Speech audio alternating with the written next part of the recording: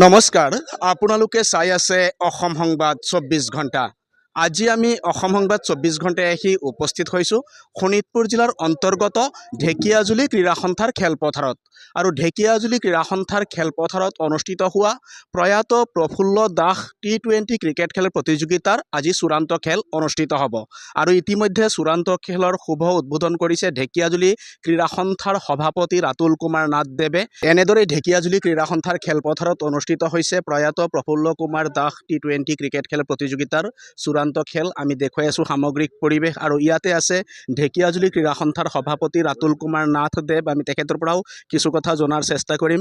দেখা গৈছে প্ৰয়াত প্ৰফুল্ল কুমাৰ দাস T20 ক্ৰিকেট খেল প্ৰতিযোগিতাৰ আজি চূড়ান্ত খেল অনুষ্ঠিত হৈছে। ইতিমধ্যে খেল আপুনি শুভ উদ্বোধন কৰিলে, কি ক'ব? নাই, আমি খুব আনন্দিত আৰু আমি সুখী। ঢেকিয়াজুলি ক্ৰীড়া সন্থাই প্ৰায় জন্মলগ্নৰ কেইটামান বছৰ পিছৰ পৰাই প্ৰতিষ্ঠা হোৱাৰ পিছৰে পৰাই আমাৰ প্ৰফুল্ল দাস সৰণী এই ক্ৰিকেট লীগখন পাতি আহিছে। আৰু প্ৰফুল্ল দাসৰ সোঁৱৰণত আমি সেইগৰাকী এগৰাকী বিখ্যাত খেলুৱৈ আছিল। তেখেত ঢেকিয়াজুলি নিবাসী আছিল। তেওঁ ৰাষ্ট্ৰীয় পৰ্যায়ত ফুটবল খেলিছিল। তেতিয়াৰ দিনত এটি কি বুলি কয় আমাৰ মোহন বাগানৰ হৈ তেখেতে খেল খেলিছিল আৰু তেখেতে ইয়াত উৎসাহিত কৰিছিল, গোটেই ৰাইজক ক্ৰীড়াৰ প্ৰতি আকৰ্ষিত কৰিছিল, সংগঠিত কৰিছিল। আৰু আমাৰ এই ক্ৰীড়া সন্থাৰ যি জন্ম বা প্ৰতিষ্ঠাৰ লগ্নত তেখেতৰ বহু অৰিহণা আছে। গতিকে আমি তেখেতক এই সুযোগতে আমি তেখেতলৈ আমাৰ অন্তৰ্নিভৃত কোনো শ্ৰদ্ধাঞ্জলি জ্ঞাপন কৰিছোঁ। আৰু এই 40টা বছৰ ধৰি আমি একাধিক্ৰমে বিভিন্ন অনুকূলৰ উপৰিও প্ৰতিকূল পৰিৱেশতো আমি খেলাখন অনুষ্ঠিত কৰি আহিছোঁ। গতিকে আজি আমাৰ লগত আমাৰ মাজত উপস্থিত আছে তেখেতৰ সুপুত্ৰ, আমাৰ গৰৈমাৰী তেজপুৰৰ দাঁতিকাষৰ মৌজাদাৰ ৰতন কুমাৰ দাস ডাঙৰীয়া, তেখেতৰ সুপুত্ৰ। গতিকে আজি এই খেলখনত যিসকলে সহযোগ কৰিছে দুইটা দললৈ আমাৰ শুভেচ্ছা আছে।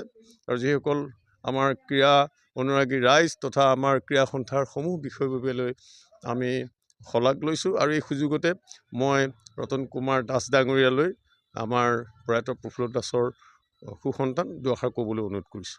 হয়, ইতিমধ্যে শুনিলে ঢেকিয়াজুলি ক্ৰীড়া সন্থাৰ সভাপতি ৰাতুল কুমাৰ নাথদেৱে কথাখিনি জনাইছে। আৰু ইয়াতে আছে প্ৰয়াত প্ৰফুল্ল কুমাৰ দাসদেৱৰ পুত্ৰ, আৰু তেখেতেও আজি এই চূড়ান্ত খেলত আহি উপস্থিত হৈছে। আমি তেখেতৰ পৰাও চমুকে কিছু কথা জনাৰ চেষ্টা কৰিম। আপোনাৰ পিতৃদেৱৰ সোঁৱৰণত আজি অনুষ্ঠিত হোৱা যি T20 ক্ৰিকেট খেলৰ প্ৰতিযোগিতা, এই প্ৰতিযোগিতাৰ আজি চূড়ান্ত খেল অনুষ্ঠিত হৈছে, কি ক'ব? এয়া মোৰ দেউতাৰ সোঁৱৰণত কৰাৰ কাৰণে আমি নথৈ আনন্দিত আৰু হৈছোঁ। সকলো সংগঠকসকলক মোৰ ফালৰ পৰা ধন্যবাদ জনাইছোঁ। আৰু খেলখন সুকলমে পৰিচালিত কৰাৰ বাবে ধন্যবাদ জনাইছোঁ। খেলখন যাতে হৈ সুন্দৰ হওক তাৰে কামনা কৰিছোঁ। হয়, ইতিমধ্যে শুনিলে প্ৰফুল্ল কুমাৰ দাসদেৱৰ পুত্ৰই আজি আৱেগিক হৈ পৰিছে। তেখেতৰ পিতৃৰ সোঁৱৰণত যিহেতু এই খেল আয়োজন কৰি আহিছে ঢেকিয়াজুলি ক্ৰীড়া সন্থাই, আৰু এই শুভ মুহূৰ্তত আজি তেখেতেও অংশগ্ৰহণ কৰিছে এই চূড়ান্ত খেলত। আৰু ইয়াতে আছে ঢেকিয়াজুলি ক্ৰীড়া সন্থাৰ সম্পাদক। আমি তেখেতৰ পৰাও চমুকে কিছু কথা জনাৰ চেষ্টা কৰিম। কি ক'ব আজিৰ খেলৰ বিষয়ে? হয়, ইতিমধ্যে সন্মানীয় সভাপতি মহোদয়ে জনাইছে আজি আমাৰ কাৰণে যথেষ্ট এটা আনন্দৰ দিন। ইতিমধ্যে সন্মানীয় সভাপতি আপোনাক জনাইছে। আৰু বিশেষভাৱে আমি ঢেকিয়াজুলি ক্ৰীড়া সন্থাই প্ৰয়াত প্ৰফুল্ল দাসৰ পৰিয়ালবৰ্গলৈ আমি বিশেষভাৱে ধন্যবাদ জ্ঞাপন কৰিছোঁ। তেওঁলোকে বিগত 40 বছৰ ধৰি আমাক যথেষ্ট অনুপ্ৰেৰণা যোগাই আহিছে এই প্ৰতিযোগিতাখন সুকলমে অনুষ্ঠিত কৰাৰ বাবে। এইবুলিও তেওঁলোকে আমাক বিশেষভাৱে আৰ্থিকভাৱে হওক বা অন্যান্য দিশতে হওক দিহা পৰামৰ্শ দি আহিছে। আৰু এই বছৰো এই প্ৰতিযোগিতাত মুঠ 16টা দলে অংশগ্ৰহণ কৰিছিলে। আজি চূড়ান্ত খেল ঢেকিয়াজুলি টাউন ক্লাব বনাম DS ক্ৰিকেটাৰ দল আজি ফাইনেল খেলত অৱতীৰ্ণ হৈছে। আৰু আমি এখন ধুনীয়া খেল উপভোগ কৰিম বুলি বা এখন উত্তেজনাপূৰ্ণ এখন মেচ উপভোগ কৰিম বুলি আশা ৰাখিছোঁ। আৰু বিশেষভাৱে পুনৰ আমি ঢেকিয়াজুলি ক্ৰীড়া সন্থাই প্ৰফুল্ল দাসৰ পৰিয়ালবৰ্গলৈ গভীৰ শ্ৰদ্ধা জ্ঞাপন কৰিছোঁ আৰু শুভেচ্ছা জ্ঞাপন কৰিছোঁ। হয়, ইতিমধ্যে চূড়ান্ত খেল ইয়াত অনুষ্ঠিত হৈছে। আমি দেখুৱাই আছোঁ সামগ্ৰিক পৰিৱেশ। দুয়োটা দলে খুব সুন্দৰ খেল প্ৰদৰ্শন কৰিছে। আৰু ঢেকিয়াজুলি অঞ্চলৰে দুয়োটা দলে এই খেলত অংশগ্ৰহণ কৰিছে। চূড়ান্ত খেলত তেখেতলোকে আজি সুযোগ লাভ কৰিছে। আৰু এক সুন্দৰ খেল দেখিবলৈ পোৱা গৈছে ঢেকিয়াজুলি ক্ৰীড়া সন্থাৰ খেলপথাৰত। আৰু ঢেকিয়াজুলি ক্ৰীড়া সন্থাৰ খেলপথাৰত প্ৰয়াত প্ৰফুল্ল কুমাৰ দাস সোঁৱৰণী যি T20 ক্ৰিকেট খেল প্ৰতিযোগিতাৰ চূড়ান্ত খেল আজি অনুষ্ঠিত হৈছে। আৰু এনেদৰে দুয়োটা দলে খুব সুন্দৰ খেল প্ৰদৰ্শন কৰিছে।